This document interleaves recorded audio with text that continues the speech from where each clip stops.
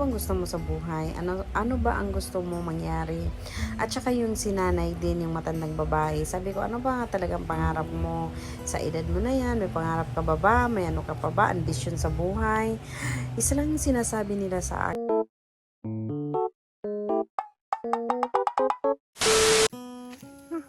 Kasi ma, aray, di.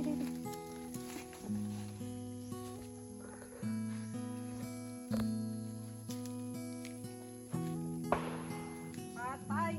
Bigo!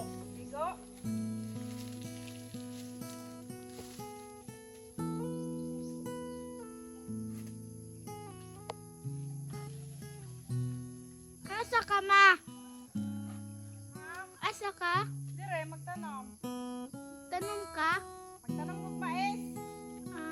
Wala ka nagkuha diri, oh. Ay. Tara guys, dara among mais. Taghanay. Wait lang. Uy. Gaway balik.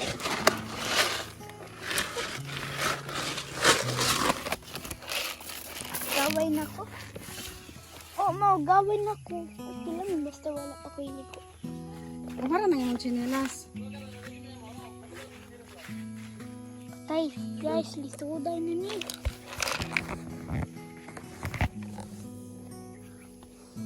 Uy. Namatabayin ko, wala ka dahil ko una. Dili ka? Ikaw ka dahil una. Isuday ka lagi. Dara guys, mababa namin. Aray. Tura sa kaya moy.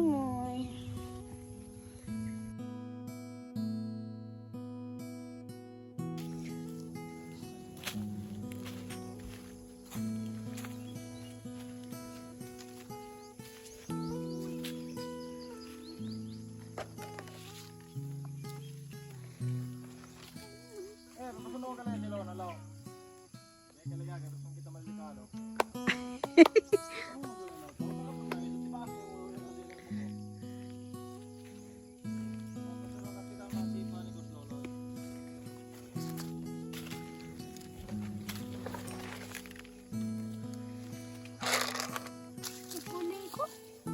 Ay, pagkuha na. Sanina lang nimo kayo. Kuman ang imong kuanday. Kamot.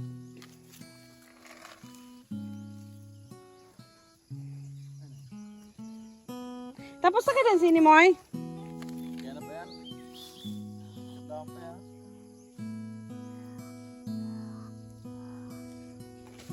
Day, napuling pa ka, day.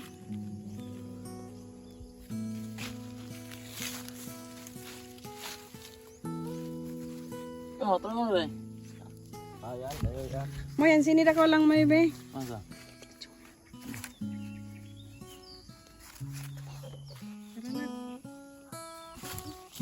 Diha lang ka? Ha? Ipunin ko. Napuling pa ka? Kampi daw, gusto tama na diha. Basta gani mo kuan ka sa imong mata na sa imong sanina. Ayaw i-direct sa imong kamot kay ang imong kamot hugaw. Hi mga katamheart, for today's video, andito kami ngayon sa aming farm para magtanim ng mais, corn, para gawin naming corn rice. Mahal kasi ngayon yung bigas. Kaya ito, nagtatanim kami ng mais para gawin namin, para kakainin namin. Masarap kasi ito guys. Tanggal ito ng maraming benefits itong mais. Tanggal ng diabetic, at high blood, at uric, kung ano-ano pa. Charot lang.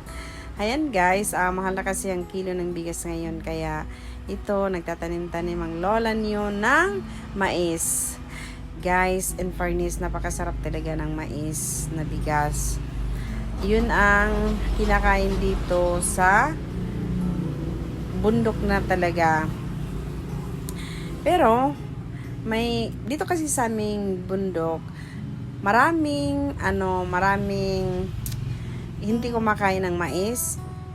Marami ding kumakain ng mga first class na bigas. Depende yan sa klase ng tao. Pero yung mga luma dito na pure talaga, yun ang kinakain nila, yung mais. Ito mga kasamahan namin guys, yung nagli-deliver sa amin, napaka-arte niyan.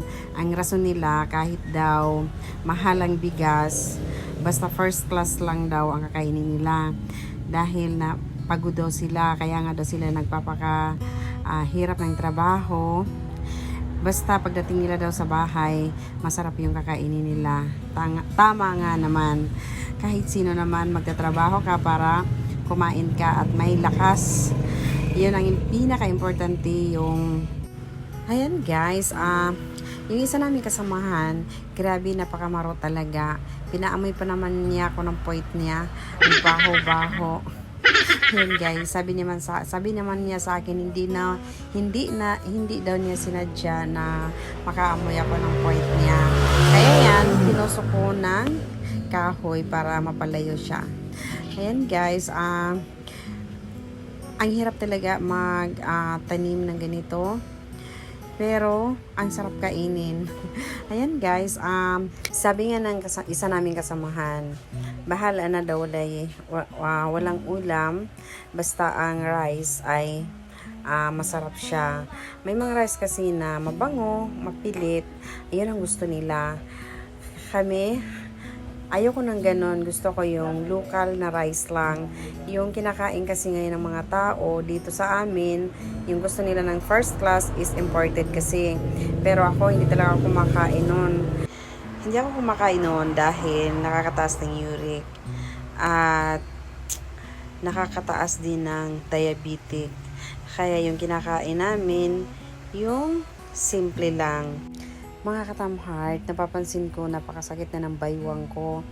Yung kalaban mo pala dito, yung baywang, grabe. Kanina pa kami dito, mga ilang oras na kami. Kaya, yung isa namin kasamahan, tingnan nyo guys, hindi niya alam kung saan siya sisiksik. Kasi yung lugar niya ay kinuha ko.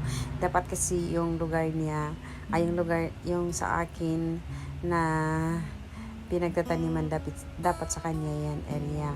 Kaya yan, hindi niya alam kung saan siya pupunta. Pati yung puwit niya, pinaamoy na sa akin. Guys, napakasakit ng baywang ko. Grabe. Mga 3 hours na siguro kami dito guys. Nag-umpisa kami kanina is 7 AM in the morning. Ngayon, 7, 8, 9, 10. Ayan, napakasarap talaga ng pakiramdam kapag pinapawisan ka, lalo na naarawan ka. Ngayon mag-i-stop na kami dahil napaka init na ng panahon. Mahirap na baka magkaroon tayo ng high blood, ma-stroke tayo. Huwag naman sana. Ayan, kulimlim guys, sumuulan. Ayan, napakaganda talaga ng view, nature na nature. Ito yung paborito ko na place dito. Kasi kapag titingnan mo yung langit, parang nasa ulo mo na. Ayan, kasi mafagi kasi dito guys, maulap. Kaya, grabe ang malapit, parang sa tingin mo malapit na yung langit. Maaabot mo na. Ay, wag naman sana. Oy. Ayan guys, napakaganda talaga ng view, relax na relax. Minsan nga, hindi ko na nakukunan, nagkakape kami dyan. Nagdadala kami ng thermos, at saka yung, umuupo kami dyan sa damo. Ang ganda talaga ng pakiramdam. Itong mga simpleng buhay na nature talaga. Tingnan mo guys, oh. Ayan, malawak pa yan doon, kaso hindi ko na kaya pumunta doon dahil nga masakit na yung baywang ko sa yuko ko. Ayan, masarap yung weather kasi makulimlim, umuulan-ulan. Ayan, kaya parang hindi siya clear dahil nga sa ulan. Ayan, parang tanga. Ayan guys, alam mo yung nakaka-inspire talaga dito na kailangan mo talaga, parang taga-bukid ka na kailangan mo mangarap para makapunta ka doon sa syudad. Alam mo yung ganon, kapag minsan nga, tinatanong ko yung mga kasamahan namin, ano ba yung mga pangarap niyo? Wala ba kayong balak pumunta sa, sa syudad at makita yung world? Charot. Kaya, ayan guys, tinatawag namin yung mga ibon. Baka naman, makakapunta dito sa amin. Charot. Ayan guys, maganda talaga yung view kapag hindi makulimlim, makikita mo talaga yung nature niya. May isa nga akong kasamahan dito, tinatanong ko nga, naka-flag din yon, sino na yung pangalan. Sabi ko sa kanya, ano bang gusto mo sa buhay? Ano ba ang gusto mo mangyari? At saka yung sinanay din, yung matandang babae. Sabi ko, ano ba talagang pangarap mo?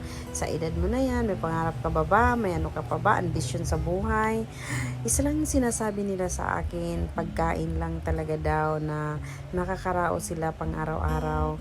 Di ba guys, napakasimple lang samantala tayo natikman natin yung kung ano ang mundo.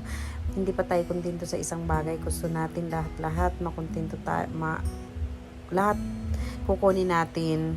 Alam mo ba yan, kahit sa kapitbahay natin, may makita tayo na mga nakakainggit na gusto natin. Sa mga ngarap tayo na sasabihin natin, gusto ko yan, gusto ko yan, gusto ko yan. Alam mo yung hindi tayo marunong na magpasalamat dahil hindi tayo makontento. Pero yung dito sa kanila, grabe, mamamangha ka talaga sa mga ugali nila. Yung mga simpleng bagay lang na nakakasaya sa kanila. Alam niyo guys, kapag pinapakain namin sila, nagdadala kami ng mga pagkain dito, nawala dito sa kanila. Grabe, ang saya-saya talaga nila. Minsan, yung mga masasarap na pagkain, tulad ng mga spaghetti, mga yung alam mo, nakakatuwa talaga sila tingnan dahil grabe na talaga sila yung grabe ang kalipay nila guys ba.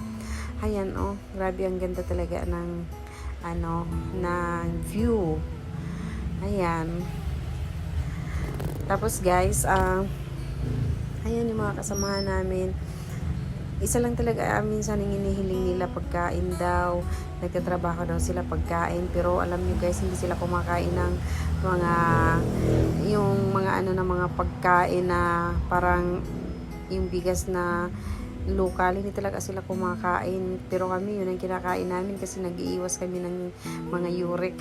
Sila kasi walang uric nila kasi tulad ng ganito, grabe ang sarap talaga ng pakiramdam.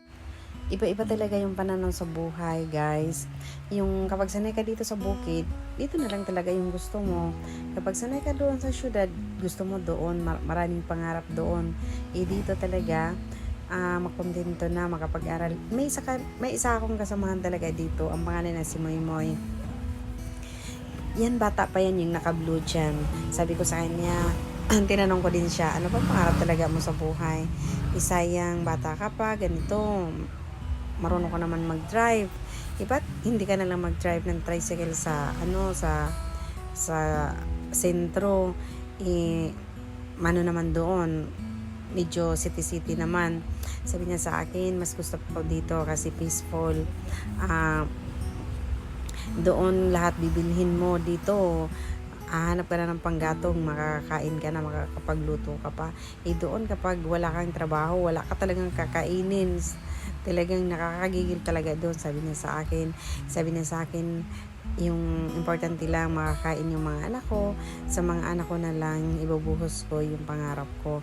Yun ang sabi niya sa akin. At least may narinig tayo, diba? Kaysa namang wala talaga, walang pangarap, ganun. Kung ano ang buhay ng mga magulang. May mga magulang kasi ganun din ang ipamana sa kanila. May mga magulang pa talaga nangangarap para sa mga anak na hindi abang buhay, ganun yung trabaho nila. Na kami. Oh, bye!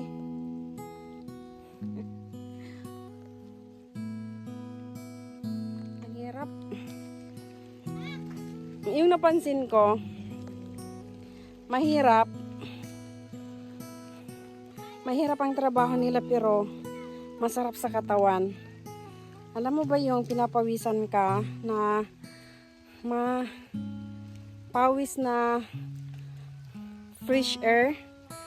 na maganda yung hangin sa katawan. Sarap. Kaya pala tumatagal yung mga tao dito sa bukid. Matagal silang matsugi. Kasi nga masarap yung pakiramdam kapag pinapawisan ka. Umaabot sila ng 100 years, 90 years, 80 years. Sana all. Kaya ang sarap dito tumira kahit simpleng buhay lang. Kaya yung mga tao dito nga, dahil sa pagkain nila, masustansya, mga gulay, tapos pinapawisan sila araw-araw, at saka hindi mainit. Fresh air lagi ang dumadaloy sa katawan nila.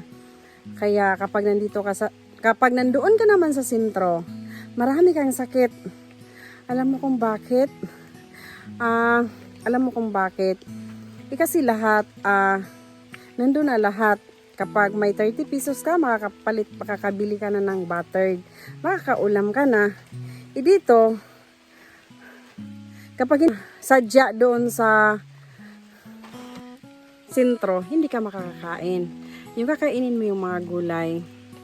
At napakasarap talaga ng feeling na kapag pinapawisan ka na, alam mo ba yung parang yung katawan mo nababawasan ng 2 sakong bigas. Gumagaan. Kaya yung mga tao dito, may kapitbahay nga kami dito, 90 years old na. Nag-uuma pa. Grabe. Tsaka si nanay dyan, no? Yung minsan na vlog ko. 60 na yung edad niya. Nag-uuma pa rin. Nag-garden dito. Kaya sarap talaga siguro tumira dito sa bukid. Kaya sabi ko sa aking dodong na dito lang muna tayo siguro titira. Kasi kapag nandito ako wala akong sakit. Kapag nandun ako sa sentro, marami akong nararamdaman. Kaya dito na lang siguro tayo. Ayan guys, tara be. Oo, gawin akong kamot. Be, hold my hand. Ararara. Kapit baba. Kapit nana. Alay. Sige, sige. Oh, ay, na. Aray.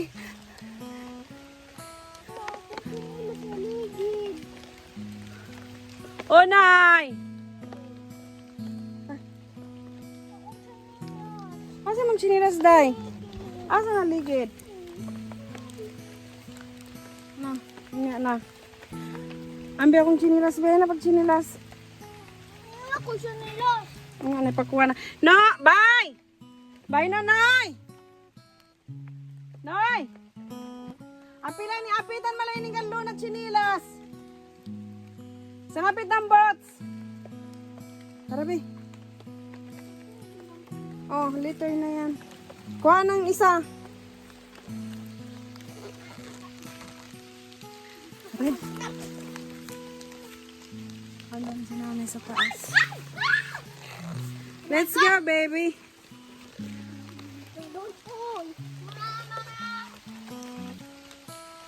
Diba? Ang sarap ng pakiramdam. Nakakagaan. Nakakagaan ng katawan, nakakagaan ng isipan, nakakagaan ng kalooban. Yung mga taong kanang imong na-stressan sa sentro ba, kay mga marites kaayo. Pagdating mo dito, sarap talaga. Yung isa gusto niya siya daw mag-vlog. Ako ba yan nagpalitan ng cellphone? Oh, wow.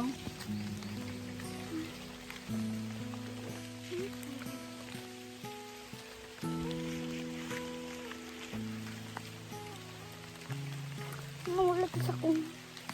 Ay, magbasin mo ka anak, day. Lagi. Bakit kaya? Guys, tara. Mama. Aray! Ayoko yung video ko yun. Nag-video na kaya ko. Ay, joke lang. Oh. Kasi nagliggins ka. Ako sa nilas kay na dito, nahulog ang gisa. Sarap po kay ko. Hindi ko pa naklod ba?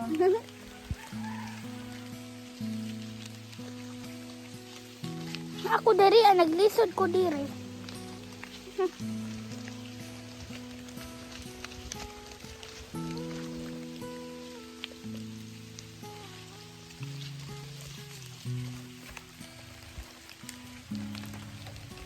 Naanami guys. Wait lang. Uy, mga antay, wala po.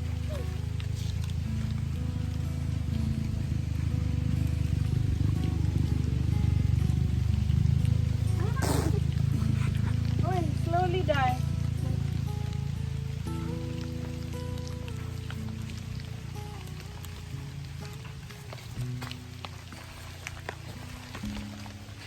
Yan guys, naanami. Uy. Sila daddy o si kuya. Kuya Kuloy.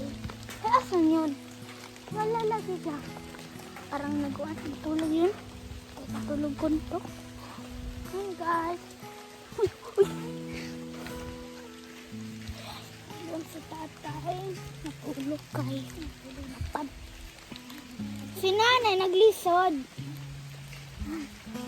Ako si gani guys, naglisod. Mamay! Bagok din ko ba? Yan guys, naanami tanaman mga tiil. Sino ka tayo? Jimmy ko.